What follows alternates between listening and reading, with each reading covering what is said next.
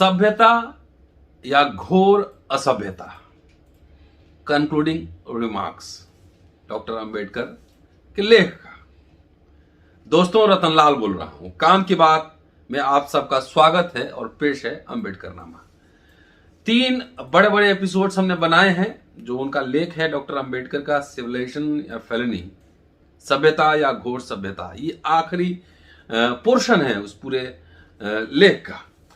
इस लेख को सुनने के बाद आप जान पाएंगे कि उस जमाने में, चाहे अभी भी, जब अस्पृश्य समुदाय के लोग जाति छुपाकर सवर्ण के बीच जाते थे और जब उनको पता लगता था कि यह छूत है तो उसका क्या हाल करते थे, कुछ घटनाओं का जिक्र डॉक्टर अंबेडकर ने किया है। दूसरी बात, क्रिमिनल ट्राइब्स हो चाहे प्रिमिटिव कम्युनिटीज हो, आदिम जातियां हो, क्या अस्पृश्यों के साथ वो भी अस्पृश्यता बरतते थे तो ऐसा क्यों है कि आदिम जाति क्रिमिनल ट्राइब्स भी अनटचेबल्स को अनटचेबल ही मानते थे। तो ये जानकारी आपको मिलेगी और वो बताएंगे डॉक्टर अंबेडकर ने कैसे तुलना की है, क्या समानता है और क्या अंतर है। चलिए अब लिए चलता हूं लेख के अंतिम चरण में कि अहमदाबाद से श्री केशव जी रणछोड़ बघेल ने डॉक्टर अंबेडकर को एक चिट्ठी लिखा था। डॉक्टर अंबेडकर उस समय, ये 1938 के आसपास की बात मुझे है, ये चिट्ठी लिखा था और उन्होंने एक सूचना दी थी अहमदाबाद में एक घटना को लेकर, उसमें जिक्र है। और वो कहानी कुछ इस तरह से है कि लक्ष्मण और उनके भाई 6 साल से अहमदाबाद में रह रहे थे। दामू और लक्ष्मण 2 भाई थे, दोनों 6 साल से अहमदाबाद में रह रहे थे। वे मराठा जाति के दक्कन से आए कुछ लोगों के साथ उठते बैठते थे और उनके भजन मंडलियों में हिस्सा लेते थे। लेकिन हाल में मराठों को पता चला कि दामू और लक्ष्मण नामक दोनों भाई महार जाति के हैं। तो इस बारे में निश्चय करने के लिए, निश्चित होने के लिए, सूरत और अहमदाबाद के बीच चलने वाली पार्सल ट्रेन में काम करने वाले 2 महारों को बुलाया गया दामू और लक्ष्मण की पहचान करने के लिए। यह निश्चय कर लेने के बाद कि दामू और लक्ष्मण महार हैं, उन्हें इसी मास की 11 तारीख को आधी रात को कालूपुर भंडारी पोल में भजन मंडली में के लिए बुलाया गया।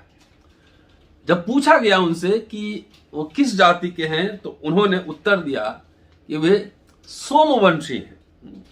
इस उत्तर से मराठे क्रुद्ध हो गए और मराठों ने उन्हें जी भर की गालियां दी और कहा कि उन्होंने उनके व्यक्तियों और स्थानों को भ्रष्ट किया है। मराठों ने महार बंधुओं को पिटाई की, ठुकाई और पिटाई की। एक भाई के पास सोने की अंगूठी थी, वो सोने की अंगूठी छीन लिया गया और उसको 11 रुपए में बेच दिया गया। सो इस रकम से जो पैसे मिले उसमें से 6 रुपए उन लोगों को दिया गया जिनको बुलाया गया था इनकी पहचान करने के लिए, उनको 6 रुपए दिया गया। दामू और लक्ष्मण ने मराठों से चिरौरी और विनती की कि उन्हें घर लौटने दिया जाए, लेकिन मराठों ने कहा कि वे तभी जा सकते हैं जब ये 500 रुपया जुर्माना देंगे। जब महार बंधुओं ने कहा कि वो इतनी बड़ी रकम नहीं दे सकते तो एक मराठे ने सुझाव दिया कि उनसे 125 रुपया जुर्माना लिया जाए। लेकिन एक मराठा ने जुर्माने का विरोध करते हुए कहा कि उन्हें सिर्फ जुर्माने से संतुष्ट नहीं होना चाहिए, बल्कि अपनी जाति छिपाने के अपराध के लिए महार बंधुओं को कठोर दंड देना चाहिए। सो ऐसा निर्णय कर लेने के बाद महार बंधुओं को रोक लिया गया और सवेरे 9 बजे के लगभग उनके साथ बर्बरता पूर्वक व्यवहार किया गया। बाईं ओर से उनकी मूछें काट दी गई, दाहिनी ओर से भौं काट दिया गया, उस तरह से साफ कर दिया गया। उनके शरीर पर तेल और मिट्टी में सनी कालिक पोत दी गई। उनके गले में पुराने जूतों की मालाएं डाल दी गई। उनके एक हाथ में झाड़ू पकड़ा दी गई। दूसरे हाथ में तख्ता पकड़ा दी गई। उस पर लिखा था कि अपराधियों को दंड इसलिए दिया गया कि उन्होंने उच्च जाति के लोगों को स्पर्श करने का दुस्साहस किया। महार बंधुओं का जुलूस निकाला गया और उस जुलूस में 75 लोग साथ थे। आगे आगे ढोल पीटा जा रहा था। यह सूचना अंबेडकर साहब को लिखित में मिली थी। आगे लिखते हैं डॉक्टर अंबेडकर कि दोनों महार बंधुओं ने पुलिस में शिकायत की है। अभियुक्त ने अपने बयान में स्वीकार किया है कि दामू और लक्ष्मण के साथ कथित रीति से बर्ताव किया गया, लेकिन कहा कि शिकायत करने वालों ने स्वेच्छा से दंड भुगतना स्वीकार किया है। जाहिर है लक्ष्मण और दामू उस समय असहाय थे जब उन्हें गालियां दी गई, मारा पीटा गया, कठोर दंड देने की धमकी दी गई और वस्तुतः बर्बरता पूर्वक उनका तिरस्कार किया गया। इस मामले में तथाकथित अस्पृश्य जातियों के लोगों में भी भारी सनसनी पैदा कर दी है। शिकायत करने वालों को समुचित कानूनी मदद देने के प्रयास किए जा रहे हैं, लेकिन अस्पृश्यता के बारे में इस हिंदू सभ्यता के नियम इतने सूक्ष्म हैं कि वे इस बात की गुंजाइश नहीं छोड़ते कि अस्पृश्य लोग अस्पृश्य होने का दिखावा कर सकें। अतः कतिपय इलाकों में, कुछ इलाकों में ऐसे नियम हैं जिनके अनुसार अस्पृश्यों से अपेक्षा की जाती है कि वे काला धागा पहने ताकि उन्हें सरलता से पहचाना जा सके, और बोलकर घोषणा करें कि वे अस्पृश्य हैं ताकि उन्हें पहचाना जा सके। अस्पृश्य से किसी भी तरीके से अनजाने में भी सपृश्य को स्पर्श न कर पाए, वो दूषित न कर पाए सपृश्य को, ये था पर्पस। यहां पे बंबई प्रेसिडेंसी का एक उदाहरण डॉक्टर अंबेडकर देते हैं और कहते हैं कि बंबई प्रेसिडेंसी में द्वारिका नगर में महान हिंदू देवता कृष्ण का विख्यात मंदिर है। वहां का नियम है कि सड़कों पर चलते समय हर अस्पृश्य को अपने हाथों से ताली बजानी होगी और कहना होगा बचो बचो, ताकि इस बात की घोषणा हो सके कि वह अस्पृश्य है और सपृश्य सावधान हो जाएं। यह मद्रास प्रेसिडेंसी के चेरुमानों का भी एक बड़ा दिलचस्प उन्होंने वर्णन दिया है, जिक्र किया है कि मद्रास प्रेसिडेंसी में जो चेरुमान नाम के कास्ट थे उनके साथ क्या क्या होता था। जरा ये भी सुन लीजिए कि इन दयनीय प्राणियों की सामाजिक स्थिति बहुत घटिया है। जब कोई चेरुमान उच्च जाति के किसी व्यक्ति से मिले तो उसे 30 फीट की दूरी पर ही खड़ा रहना होगा। यदि वह इस निषिद्ध दूरी के भीतर आ जाता है तो उसके समीप से, उसके नजदीक आने से पॉल्यूशन होगा, सपृश्य को भ्रष्टता होगी और वह जल से स्नान करने पर ही दूर होगी। चेरुमान ब्राह्मणों के किसी गांव, मंदिर या पोखरे पर नहीं जा सकता। यदि वह जाता है तो शुद्धि जरूरी हो जाता है। आम सड़क पर चलते समय भी यदि वह अपने स्वामी को देख लेता है तो उसे आम रास्ता छोड़ना होगा और भले ही कीचड़ हो उस पर चलना होगा ताकि वह अकस्मात अपवित्र करने के अपने स्वामी के कोप से बच सके। राहगीर अपवित्र न हो जाए इसके लिए वह इस अप्रिय ध्वनि को दोहराता है, ओह ओह, ये बोलता चलता है कि कोई अपवित्र न हो जाए। कुछ स्थानों में जैसे पालघाट में हम देखते हैं कि चेरुमान सड़क के किनारे गंदा कपड़ा फैलाकर तीखी आवाज में चिल्लाता है, मुझे कुछ पैसे दे दो और उन्हें कपड़े पर फेंक दो। कोचीन और ट्रावनकोर के देशी राज्यों में उनकी स्थिति दयनीय है, असहनीय है। वहां ब्राह्मण का प्रभाव प्रबल है और पालघाट तालुक में आज भी चेरुमान बाजार में कदम नहीं रख सकता। मालाबार में कहा जाता है उच्च जाति का व्यक्ति चलते चलते कभी जोर से चिल्लाता है ताकि निम्न जाति का व्यक्ति सड़क से हट जाए और उसे अपवित्र न कर पाए। जब निम्नतम जातियों के लोग चलते हैं तो वे भी चिल्लाते हैं ताकि अपवित्रता की छाप वाली उनकी उपस्थिति का भान हो सके और उच्च जाति के व्यक्ति के आदेश को सुनकर वह सड़क से हट जाए। आमतौर पर देखा जा सकता है कि छोटी जाति के लोग सड़क पर समानांतर चलते हैं और उस पर चलने का साहस, मेन सड़क पर चलने का साहस नहीं करते। अब ये वर्णन करने के बाद डॉक्टर अंबेडकर अपनी व्याख्या करते हैं, अपना विश्लेषण करते हैं। वो लिखते हैं कि इन अभागी आत्माओं की यह कैसी अघोषित दुर्गति है कि उन्हें इस हिंदू सभ्यता ने सामाजिक कुष्ठ बना दिया है, कुष्ठ रोग बना दिया है। उन्हें अस्पृश्य कहा जाता है। क्या यह स्वयं में कम दुर्भाग्यपूर्ण है? सवाल। लेकिन यह अपेक्षा करना कि अस्पृश्य स्वयं अपने मुख से अपनी लज्जा का ढोल पीटे कि वह अस्पृश्य है, ऐसी क्रूरता है जो मेरी राय में तो बेमिसाल है। इस हिंदू सभ्यता के बारे में अस्पृश्य क्या कहेगा? क्या यह गलत होगा यदि वह कहे, अस्पृश्य कहे कि यह सभ्यता नहीं, घोर असभ्यता है? आगे कहते हैं डॉक्टर अंबेडकर कि इस बारे में तो किसी प्रकार का संदेह नहीं किया जा सकता कि आदिम जातियों, क्रिमिनल ट्राइब्स जातियों और अस्पृश्यों की, अनटचेबल्स की जो दशा है वह हिंदू सभ्यता के मूल सिद्धांतों का ही फल है। इन आदिम जातियों को हिंदुओं की परिधि में लाने के लिए कोई आंदोलन क्यों नहीं चलाए गए? कुछ जनजातियों ने जुर्म को अपना पेशा बना लिया है।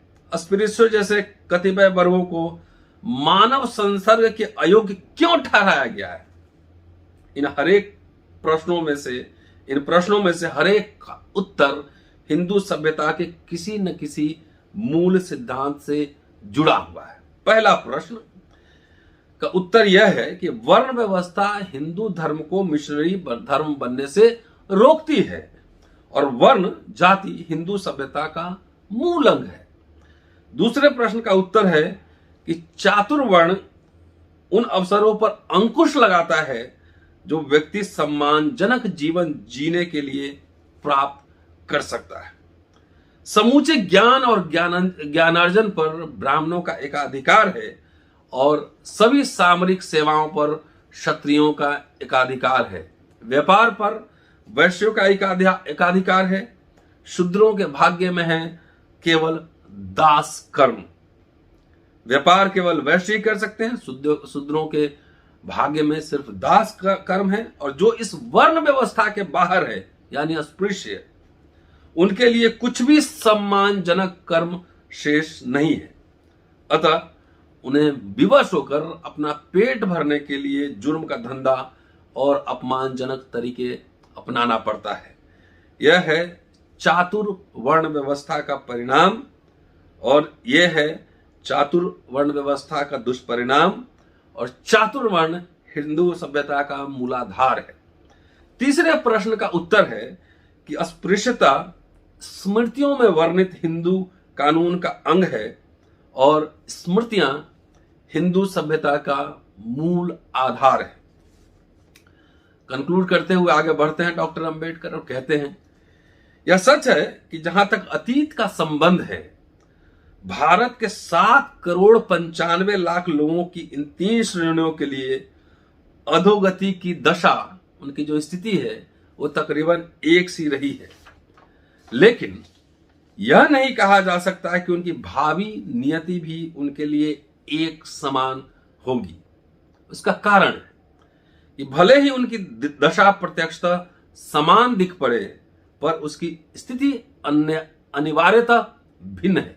अलग अलग स्थितियां। अब क्या है देखिए, दिलचस्प है कि ध्यान देने योग्य पहली बात तो यह है कि आदिम जातियां और क्रिमिनल ट्राइब्स जातियां अस्पृश्यता की इस प्रणाली से पीड़ित नहीं है। अनटचेबिलिटी उसमें नहीं है, वहां नहीं दिखता है। हिंदू को वे अपवित्र नहीं करते। वास्तविकता तो यह है कि ये आदिम और जातियां और क्रिमिनल ट्राइब्स अस्पृश्यों के प्रति अस्पृश्यता का व्यवहार करती हैं। कैसी हास्यास्पद स्थिति है। हम देखते हैं कि आदिम तथा क्रिमिनल ट्राइब्स जातियों के लोग सोचते हैं कि वे अपवित्र हो जाएंगे यदि कोई अस्पृश्य उन्हें छू लेगा। वे अस्पृश्यों से कहीं ज्यादा गरीब, गंदे, अंधविश्वासी और अनपढ़ हैं।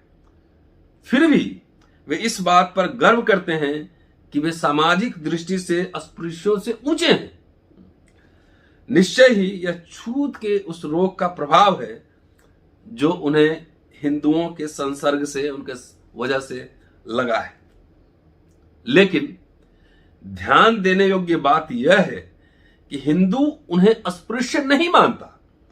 अस्पृश्यों के मुकाबले उन्हें यह एक लाभ प्राप्त है और यह लाभ उनके भविष्य के लिए आश्वासन है। यदि आदिम जातियों के पास उन्नति के अवसर नहीं है तो इसका कारण यह है कि वे अलग थलग रहना पसंद करते हैं। लेकिन यदि एक बार वे वनों की अपनी गुफाओं से बाहर निकल आएं और सभ्यता में भागीदार हो जाएं तो कोई भी बाधा उन्हें रोक नहीं सकेंगी। इसी प्रकार जो क्रिमिनल ट्राइब्स हैं अपने भविष्य के प्रति आश्वस्त हैं। सरकार ने उनके लिए बस्तियां स्थापित कर दी हैं। वहां इन जातियों को रखा जाता है, क्रिमिनल ट्राइब्स के लोगों को रखा जाता है और उन्हें व्यवसाय के लाभदायक हुनर सिखाए जाते हैं। इसमें कोई संदेह नहीं कि वे ही अपनी गंदी आदतों को के दुष्चक्र से छुटकारा पा जाएंगे। लेकिन अस्पृश्यों का मामला बिल्कुल अलग है। उनकी असुविधाएं उन पर थोपी गई हैं। उनका अकेलापन दरअसल अलगाव है, आइसोलेशन है। वह उन पर जबरदस्ती थोपा गया है। अस्पृश्यों की समस्या आदिम जातियों की समस्या से अलग है।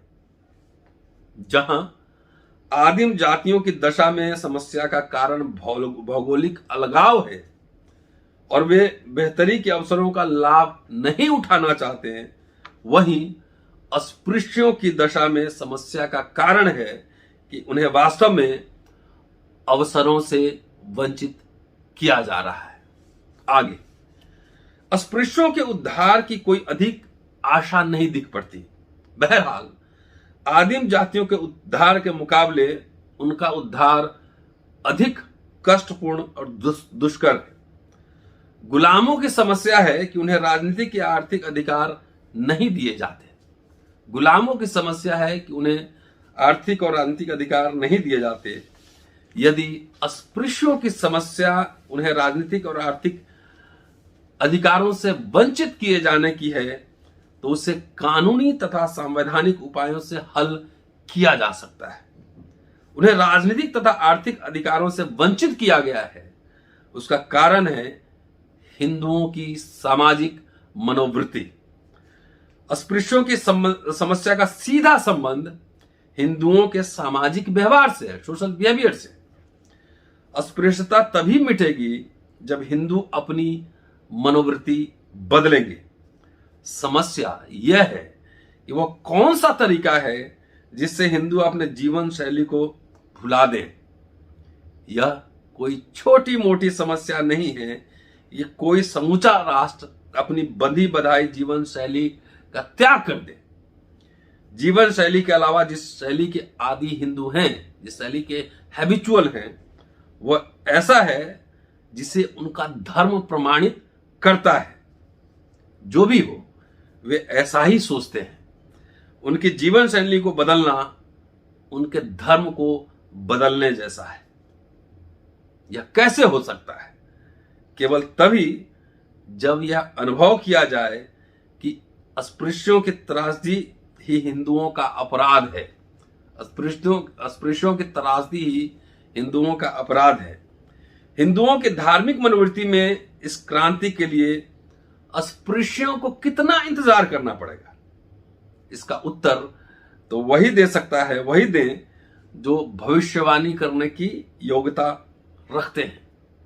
इस बीच यह वांछनीय होगा कि उनकी दशा और उनके एवं उनके मित्रों के सामने आने वाली समस्याओं का वर्णन किया जाए। क्या क्या समस्या है, अगले एपिसोड देखते जाइए, वो सारी समस्याएं एक एक कर आपके सामने लाऊंगा। तब तक आप देखते रहिए अम्बेडकरनामा। ज्यादा से ज्यादा शेयर कीजिए, ज्यादा से ज्यादा सब्सक्राइब कीजिए। धीरे धीरे एक नए रूप में भी आपसे मैं बहुत जल्दी मिलने वाला हूं। शुक्रिया, keep watching and sharing Ambedkarnama. अगले एपिसोड में आपसे फिर मुलाकात होती है।